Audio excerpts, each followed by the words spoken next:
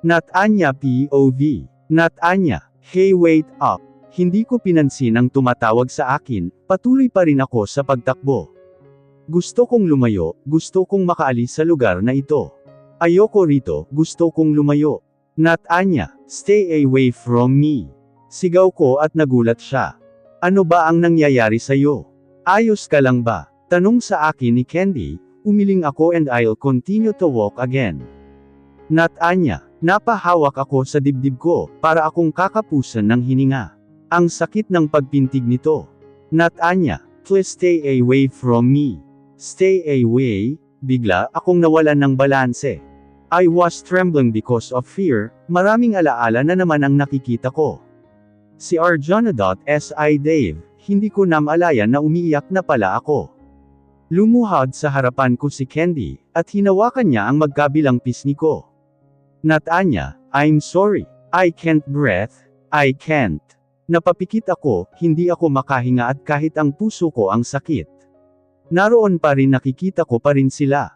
Calm yourself Not Anya. I can't breathe. Calm down. One thing I found out ay nakahinga na ako ng maayos. Nakakahinga na ako, sunod-sunod ang paglanghap ko sa hangin. Gumaan na ang pakiramdam ko. Are you okay now? Nakakahinga ka na ng maayos. Inhaler. Binigyan pala niya ako ng inhaler. Hindi ko man lang namamalayan parang nawawala kasi ako sa sarili ko kanina. Yes, maikling sagot niya. Bakit may ganito ka? Isipin mo na lang na Girl Scout ako. No, palagi kang may ganyan. Ayos ka na. Yes, thank you. Don't mention it. May sakit ka ba? Biglang tanong ko sa kanya, at mabilis na napalingon siya sa akin. Porket may dalang inhaler na, ay may sakit na agad. Hindi ba pwedeng may asthma lang talaga ako? What do you think about the asthma? Hindi sakit. Okay ka na nga, you are back to normal, bakit mo ni-reject si Dave kanina? Ni-reject mo ang marriage proposal niya, hindi mo ba alam na nasaktan siya kanina? Parang may kumirot sa puso ko sa sinabi niya. I rejected his proposal. Gulat na tanong ko. Yes, hindi mo matindaan. Matindaan. Ang alam ko lang ay kay Arjona siya nag-propose hindi sa akin, nakita ko si Dave lumuhad siya sa harapan ni Arjona. At sinagot siya kanina sa nakita ko. Stop it Not Anya, you're losing your mind na naman. Dahil sa maraming nakikita kong imahe, ay hindi ko na alam kung ano na ba ang nangyari sa akin. And after that, kinain na ako ng kadiliman. Not Anya, 2 weeks later. Dave POV. Bro you looks crazy, narinig kong sabi ni Hayes. Not just. Baliw na talaga siya, Bud said. Dave, move yourself buddy, Andre. Huwag kang magmok-mok dyan, naraject ka lang magkakaganyan ka na. Nanunuyang tanong naman ni Ashton. Huwag na nga ninyong awayin ang best friend ko. Pagtatanggol sa akin ni Hayes. Hayes, sinabihan mo nga siyang baliw sabi ni Zale. Hinayaan ko silang mag-usap-usap lahat, at wala ako sa mood. Ano, sinabi ko lang na mukha na siyang baliw. Tumahimik na nga kayo, para kayong mga bata. Batang kalsada. Hindi ko na lang sila pinansin, wala akong ganang makipag-usap sa kanila. I want to be alone, gusto kong lunurin sa alak ang sarili ko. Sobrang sakit ng puso ko. I didn't know that she rejected my marriage proposal. Hindi ko to inaasahan. Dave bangon ka na. Umupo ako at hinablot ang kapita ng alak, pero mabilis na inagaw ito sa akin ni Hayes. Doktor ka Dave, at alam mo kung ano ang epekto nitong alak sa kalusugan ng isang tao, pangangaral sa akin ni Hayes. Tinanggihan ka lang niya, at balak mo nang lunurin ang sarili mo. Dave, mas masakit ang ginawa mo sa kanya 2 years ago. Sigaw sa akin ni Ashton. Ang sakit nito sa tainga, hinaan mo ang boses mo bro, sabi naman ni Zale. Ang gulo niyong lahat, ako na ang magsasabi. Dave, alam mo ba na nasa hospital siya? Parang nagpanteng ang tainga ko sa sinabi ni Bud. Hospital. Ang laki mo kasing syunga, noong umalis siya ay dapat sana sinundan mo siya. Hinimatay siya at buti na lang naroon ang candy na iyon, sabi naman ni Ashton at kumunat ang noo ko. 2 doktor ang tumingin sa kanya Dave, isang psychiatrist at isang psychology, Morzand stated. Ang swerte mo talaga Dave. Sa'yo lang siya nagkaganoon, at noong ako ang nang-iwan sa kanya. Hindi siya nasaktan ng sobra, drama ni Zafrael. Malalaki ang mga hakbang na lumabas ako sa unit ko, at tinungo ko kaagad ang garahe. Pumasok ako agad sa kotse ko and I start the engine. Ang sabi ni Dr. Psychiatrist, nagkaroon lang siya ng trauma. Traumatic disorder though hindi lang sa mga car accident, or different accidents ito nakukuha. Ang sabi rin ni Dr. Psychology, nakuha niya ito sa pagiging heartbroken niya and other words, sobra-sobra siyang nasaktan noon, yung paulit-ulit na lang siya nasasaktan, at nag-cause ito sa heart niya and then sa brain niya. Hayes explained everything. Ayon sa mga pangyayari na pinipilit niyang kalimutan, alam niyo naman na we can't force ourselves to do something we don't want or want, katulad na gustong-gusto mong kalimutan ang bad memories mo, but sad to say, you can't do that and that was true, this can affect your mind, Morzan stated the fact. Naikuyong ko ang mga kamao ko sa manibela ng kotse ko, at inalala lahat ang mga sinabi sa akin ng mga kaibigan ko, what have I done again? The past 2 years ay roon talaga siya nagsimula, lalo na kung ang mga bagay nakakapagpapaalala sa kanya and she could lost her mind that easily, at nakatulong sa kanya ang isang taong pagpapahinga niya. Without everything that Ken reminds her nor you Dave, Morzan said. And when the things come, ang makikita niya ay ang bad memories bro, yung paulit-ulit niyang makikita ito, and sometimes she can't breathe and she can lost her mind again. Hayes said. Ikaw kasi Dave, bakit ka nakinig sa kending yun? At doon ka pa talaga nag-propose sa kanya, naiinis na sabi ni Ashton. Sa lugar kung saan nangako ang lalaki sa kabit niya, sabay-sabay na sambit nila at napahilamos ako sa mukha ko. Gustong-gusto ko nang paliparin ang kotse ko, kung maaari lang basta makapunta na ako sa hospital. Wait for me Natanya. Minutes later I reached the hospital, and I immediately walked towards the elevator. Natanya Benson, basa ko sa placard sa pintuan ng room ni Natanya. Binuksan ko ang pintuan at pumasok na, nakita ko siyang nakahiga sa hospital bed at natutulog. Natanya. I called her name and she opened her eyes. Dave. Parang kinukurot ang puso ko, nang tawagin niya ako, hindi ko na malaya na lamandes na ang mga luha ko sa pisngi ko. I'm so sorry Natanya, this is my fault. I'm sorry. Lumapit ako sa kanya at napabangon siya, I'm sorry wife, I'm sorry. Niyakap ko siya kaagad, at sinubsob ko ang mukha ko sa leeg niya. I'm sorry, sorry that could I say. Dave stop crying, okay lang yun. Wala na nga iyon sa akin. I was a fool. Naramdaman ko ang paghagod niya sa likuran ko, at ang paghigpit ng yakap niya. I'm sorry rin Dave, I rejected you. Kaya, quits na tayo Natanya. Natanya POV. Hey Dave, okay na ako. Kumalas sa pagkakayakap sa akin si Dave, at hinawakan ang magkabilang pisngi ko. Are you alright? Wala bang masakit sa'yo? He asked me with his voice worried. Really, Dave, hindi ako na aksidente. I'll just lost my mind in short I am crazy, pagbibiro ko sa kanya, at nagsalubong ang kanyang mga kilay. I won't let that happen Natanya, I swear. I'm just kidding, Dave wait. Napahinto ako at sininghat-singhot siya. What are you doing wife? Dave tell me, uminom ka ba ng alak? Nakakunot noong tanong ko sa kanya, at napaiwas siya ng tingin sa akin. Hindi siya sumagot sa akin at napabuntong hininga. Dave, ilang minuto ang nakalipas bago siya nagsalita ulit. May dinukot siyang bagay sa bulsa niya, at ipinakita ito sa akin. Naguguluhang tiningnan ko naman ito. What is this Dave? Do you remember this ring, wife? Tanong niya sa napakaseryosong boses. I don't. This is our wedding ring wife, this is yours. Kinuha ko sa kanya ang wedding ring, at kumirot na naman ang puso ko. Yeah. How did you? I saw this ring sa Paradise Island. Ah, napatangu-tangu na lang ako sa sinabi niya. You actually saw us.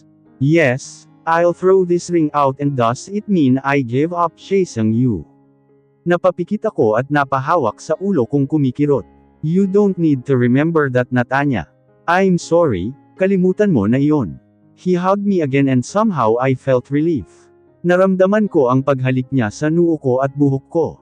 Forget everything in the past, wife. Gumawa na lamang tayo ng bagong magandang memories, na kasama sina Margarita at Drunk. Napamulat ako nang biglang tumayo si Dave. Dave, ikinagulat ko ang pagluhod niya sa harapan ko.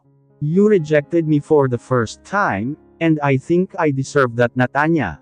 Tama lang na maranasan ko kung paano rin ang masaktan, and I know mas sobra-sobra ang sakit na naramdaman mo noon, it just because of me, wife. I know too that I am the biggest foolish, and everything you can call me. I was bad to hurt you, parang nakikita ko rin at naramdaman kung paano mo nasaksihan ang pagluhod ko sa ibang babae. I'm sorry, wife, handa akong pagbayaran iyon lahat. Parang may mainit na kamay ang humaplo sa puso ko, lalo na ang makita ang mga luha niya. He's sincere. Natanya, for the second time around. I'll ask you again, can you forgive me? Ayoko na ng eleganteng proposal, I want a simple proposal. Hahayaan mo ba akong alagaan kita? Maging mabuting ama sa mga anak natin, at sa magiging anak pa natin. Hahayaan mo ba akong makasama ko kayo? Hahayaan mo ba akong maging parte ng buhay mo ulit? Hahayaan mo ba akong tumira sa isang bahay na kasama ko kayo? Hahayaan mo ba akong protektahan ko kayo? Natanya Belmonte, I want to be with you forever. I will love you until my last breath and my next life. I want you to be my wife again in real. I want to share my life with you. I want you in my life, and will you marry me? Will you marry this man who hurt you? Not that just once but twice. Will you marry this man? Will you marry this man who ruined your dream in the past many years? Will you marry me? Again. Naiiyak na ako sa mga sinabi niya at nakaka-touch. Napatingin ako sa bagong ring na binili niya. Yes, I want to share my life with you too. And yes, I will marry you. Again, sagot ko at kitang-kita ko ang paglawak ng mga ngiti niya, pero wala pa ring tigil ang mga luha niya. Thank you. Isang mahigpit na yakap ulit ang natanggap ko from him. Do you want me to marry you again? Kahit na hindi tayo officially divorced. What? Dave, I faked our annulment. Ha? What the? Napaawang ang labi ni Dave sa sinabi ko, at napatayo pa siya. Mukhang nagulat siya sa nalaman niya mula sa akin. All this time you deceived me, Natanya. Napa-facepalm ako sa sinabi niya. Nagsinungaling lang ako para ayokong maalala. Let's go home, Dave. Tumayo ako pero napatigil ako nang biglang lumapit si Dave sa akin. Hinawakan niya ang kamay ko, at naninimbang na tiningnan ako. Marunong ka nang magbiro, ano? Quits na tayo sana, kasi nagsinungaling ka sa akin. Dapat magagalit ako, pero wala mahal kita. Ang laki ng kasalanan ko noon sa'yo. Tara na, wife, umuwi na tayo sa bahay natin. Ang saya ko dahil hindi pa pala tayo divorce, kaya may karapatan pa rin ako sa'yo. Napapikit ako nang maramdaman ang mainit at malambot niyang labi na dumampi sa noo ko. I love you, wife. Kinurot ko siya sa pisngi, at napahiyaw siya sa kirot noon dahil diniinan ko talaga. Huwag kang masyadong sweet sa akin, Dave. Mas maaalala ko lang ang nakaraan, sige ka baka iwan kita at hindi na ako babalik pa. Umuwi na tayo. Ipagluto mo ako, husband. I'm happy to hear that again. Nakangiting lumabas kami sa hospital room, at magkahawak kamay. I remember, bakit mukhang galit sa'yo ang mommy mo, noong dumalaw tayo sa mansion nyo. And she said that you hated doctors. Why is that, wife? At dati ka namang doktor noon, curious na tanong na sambit niya. She's my stepmom at nakikita niya sa akin ang biological mother ko. She hates my mother though magkaibigan naman sila, sambit ko. Bakit galit siya? Ayokong magkwento, just ask my stepmother, anyway. At nakita ko pala ang pictures nila. Padabog na binitawan ko ang kamay niya. Interesado ka talaga sa buhay nila noon. Kaysa sa ngayon, ha? Nakataas na kilay na tanong ko sa kanya, at pinisil niya ang pisngi ko. I'm just curious, wife. How about you? You want to hear my story before our path will cross? How, wife? Napangiti ako sa sinabi niya, at hinawakan siya sa kamay. Go ahead, I am interested. 2 years ago, Dave POV. I was in my condo unit and I'm with Arjuna. She's living with me, because I said so. Then suddenly my phone rang. Daddy is calling. I answered that call and I heard my dad's serious voice on the other line. I'm a good son, that's why I am called away when my father needs me. What, Dad? Do you want me to marry that girl? And I didn't even know her. This is my first time to shout at my father and he'll just come. Dad, you know her, son. Ikaw ang mas nakakakilala sa kanya sa ating dalawa, he said. But Daddy, gusto kong pakasalan ng babaeng mahal ko. I reasoned out. Then show me that girl. Aasahan ko na galing siya sa mayamang pamilya. At hindi kung sino-sino lang. He hissed me. You've got to kidding me, Daddy, hindi makapaniwalang sabi ko. She's a good daughter of my trusted friend. Magiging mabuting asawa siya sa iyo, at magiging mabuting anak din. Kung hindi mo lang siya bibigyan ng sakit sa ulo, Dave. She's the woman you deserve it. To call as your wife. Don't make me disappoint in you, son. Iyon lang ang sinabi sa akin ni Daddy, and he left me after that. I am frustrated. Of course, I have a girlfriend. I love her at si Arjana lang ang mamahalin ko, at makakasama ko habang buhay. Hindi yung babae na hindi ko man kilala.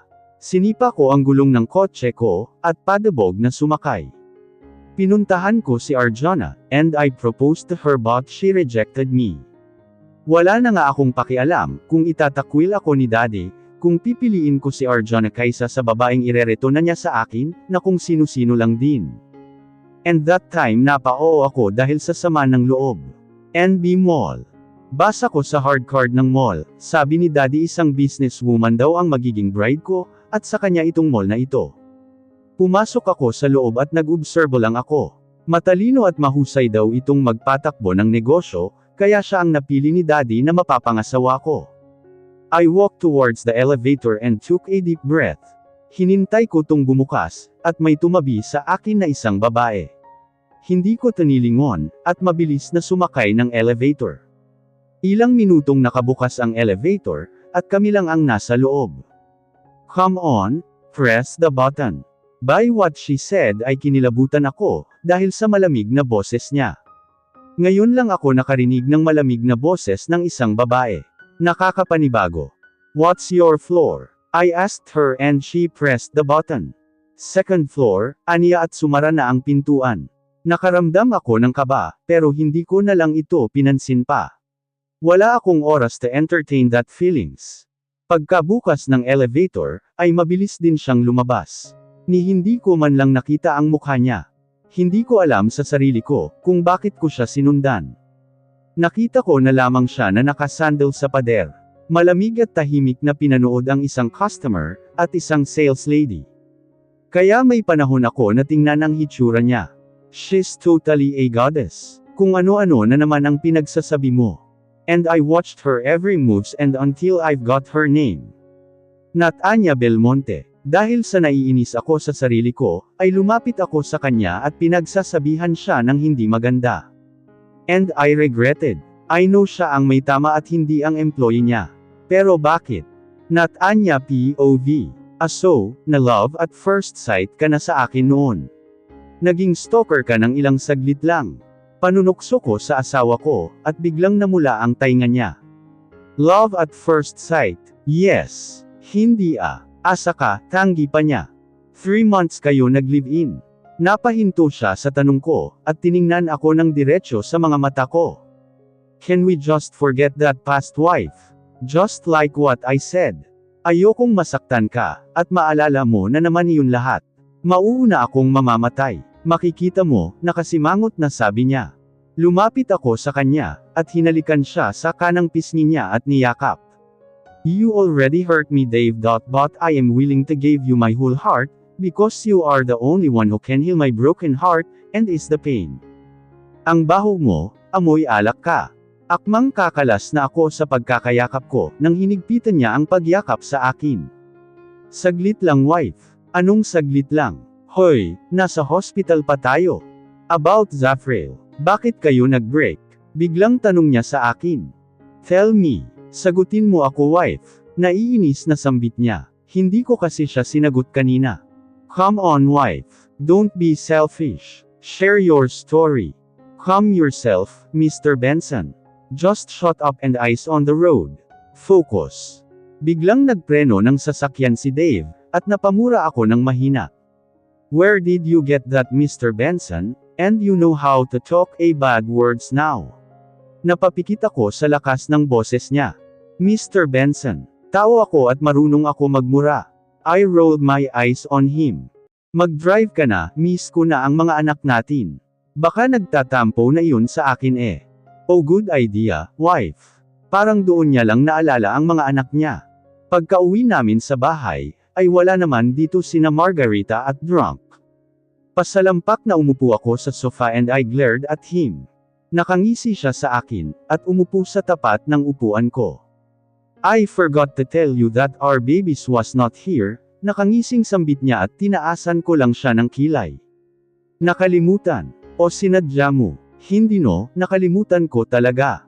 Then Terrell sunduin natin. Tumayo ako at akmang maglalakad na palapit sa pintuan, nang dumaudos ang braso ni Dave sa baywang ko. Nasa bahay sila ni Mommy, pinasundo ko sila kanina, dahil gusto kong masolo ang asawa ko. Sino ba ang asawa mo, Mr. Benson? Si Mrs. Benson. Siniksik ni Dave ang mukha niya sa leeg ko kaya siniko ko siya. Wife, ang sadista mo. Nagpapalambing ka ba sa akin, Dave? Gusto kong makita ang mga bata. Humakbang siya palapit sa akin, at mabilis na hinalikan ako sa labi. I love you and from now on sa'yo lang ako susunod, wife. So, call me boss from now on. Yes boss, wife, nangingiting sabi niya.